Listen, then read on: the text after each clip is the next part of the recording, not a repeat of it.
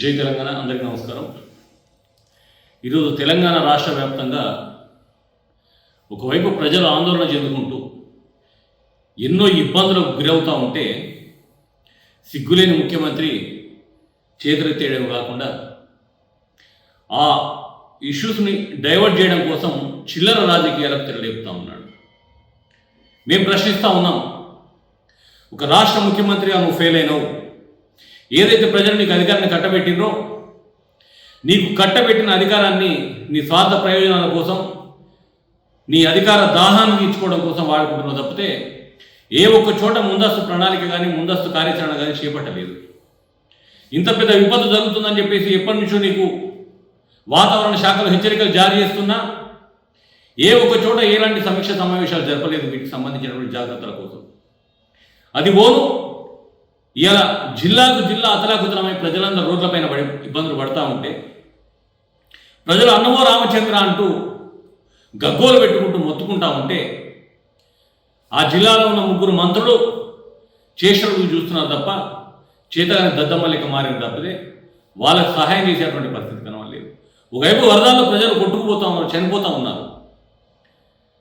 ఒక crane driver, ఒక JCB driver ప్రాణాలను తెగించిపోయి వాళ్ళని కాపాడిండు అంటే ఒక జేసీబీ ఆపరేటర్కు ఉన్నటువంటి సోయి రాష్ట్ర ప్రభుత్వానికి కానీ మంత్రులకు కానీ లేదు. నిజంగా కూడా హ్యాట్స్ ఆఫ్ ఆ జేసీబీ ఆపరేటర్కి.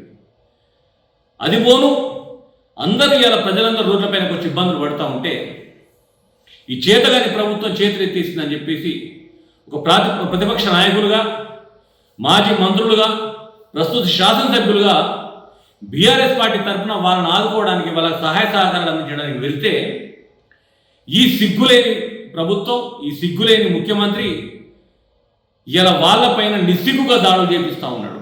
కార్ల అద్దాలు వాళ్ళు కొట్టి వాళ్ళు కూర్చున్న కారును రేపి అవతలపడేద్దామనే ప్రయత్నాలు చేసుకుంటూ పోలీసులను సాక్షిగా పెట్టుకొని పోలీసుల సహాయ సహకారాలతోటి ఇవాళ వాళ్ళపైన దాడి జరుగుతూ ఉన్నది.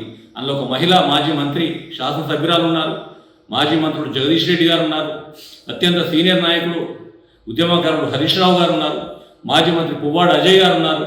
ఇతరత్ర తెలంగాణ రాష్ట్రానికి ఆ రోజు ఉద్యమానికి వెన్నుదనడినటువంటి ఎంతోమంది నాయకులు, కార్యకర్తలు అక్కడ నిలబడంగా కూడా సిగ్గు ఎగ్గు లేకుండా బరిదెగించి వాళ్ళపైన దాడులు చేస్తూ ఉన్నాం. ఇంకా సిగ్గు లేకుండా చెప్తా ఉన్నాడు ఈ ముఖ్యమంత్రి, ఇంత పెద్ద విపత్తు వస్తే కేసీఆర్ ఎక్కడ ఉన్నాడని. ఇలా ప్రజలు అడుగుతున్నది కేసీఆర్ గారు ఎక్కడ ఉన్నారని అడుగుతలేరు. ఈ రాష్ట్రానికి మేము ఓట్లేసి గెలిపించిన ముఖ్యమంత్రి ఎక్కడ ఉన్నాడు, దద్దమ్మ ఏ సూర్లో ఉన్నాడని అడుగుతా ఉన్నారు. దానికి సమాధానం చెప్పడం చేత కానీ నువ్వు అధికారంలో ఉన్న సోయి మర్చిపోయి కేసీఆర్ గారు ముఖ్యమంత్రి అనుకుని మాట్లాడుతున్నావో మాకు తెలియదు. సరే, ఏదైనా ఒక బాధ్యతగా నువ్వు అన్నా అనకున్నా ఒక ప్రతిపక్ష పార్టీగా, ప్రతిపక్ష నాయకులుగా మా నాయకులు అక్కడికి కూస్తే వాళ్ళపైన దాడులు చేస్తూ, అంటే ఈ దాడులని నీ సంస్కృతి అంటే నీ పాలన చేతగాని క్రమంలో ఈ దాడులు చేస్తూ బ్రతుకుదామని చెప్పేసి నువ్వు భావిస్తా ఉన్నావా? గతంలో మొన్న మహిళా కమిషన్ దగ్గరికి కేటీఆర్ గారు హాజరవ్వడానికి వస్తే అక్కడ కూడా మీ మహిళా కార్యకర్తలు పెట్టి వాళ్ళ మీద దాడి చేసే ప్రయత్నం చేసినావు. ఒకవైపు నీ ప్రభుత్వ వైఫల్యాన్ని ప్రశ్నించే కార్యకర్తలపైన, నాయకులపైన కేసులు పెట్టి బెదిరిస్తా ఉన్నావు, దాడులు చేస్తూ ఉన్నావు.